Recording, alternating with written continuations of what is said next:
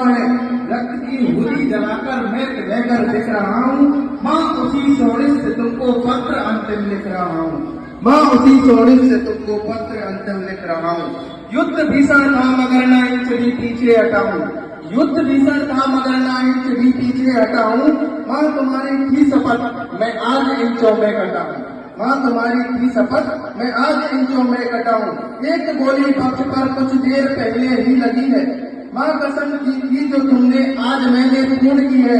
छा रहा है सामने लो आंख के मेरे अंधेरा, पर उसी में दिख रहा मुझे एक नूतन सवेरा।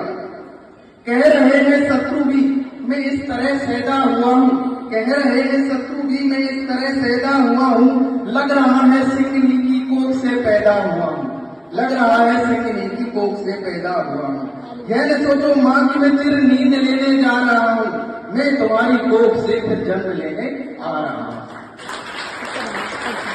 फिर उसको याद आती है अपने पिता की, तो वो पिता के नाम ये है मतलब एक पिता की ये ख्वाहिश होती है कि उसकी अर्थी उसके बेटे के कंधे पे जाए, लेकिन वो पिता कितना असहाय कितना बेबस खुद को समझता होगा जब एक शहीद की जो अर्थी को वो कंधा देता है। वैसे तो उनके लिए बहुत गर्व की बात है, लेकिन एक पिता होने के नाते उनसे पहले उनके बेटे के जाना सबसे बड़ी दुख की बात है। तो वो पिता को याद करके क्या लिख रहा है कि मैं तुम्हें बचपन में पहले ही बहुत दुख दे चुका हूँ और कंधों पर खड़ा हो आसमां को छू चुका हूँ। तुम सदा कहते थे ये ऋण तुझे भरना पड़ेगा, तुम सदा कहते थे ये ऋण तुझे भरना पड़ेगा, एक दिन कंधों पे अपने लिए मुझे चलना पड़ेगा। पर पिता में भार अपना तनिक हल्का कर न पाया, तुम मुझे करना क्षमा मैं फिर ऋण को भर न पाया। हूँ बहुत मजबूर यह ऋण ले मुझे मरना पड़ेगा, अंत में भी आपके कंधे मुझे चढ़ना पड़ेगा।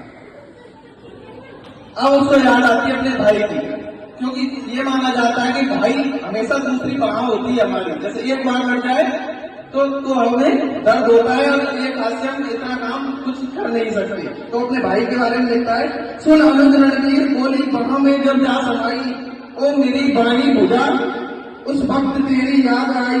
मैं दे सकता नहीं हूँ, लौट कर भी आऊंगा विश्वास दे सकता नहीं हूँ, पर अनुज विश्वास रखना मैं नहीं थक कर पढ़ूंगा, तुम भरोसा पूर्ण रखना श्वास अंतिम तक लड़ूंगा।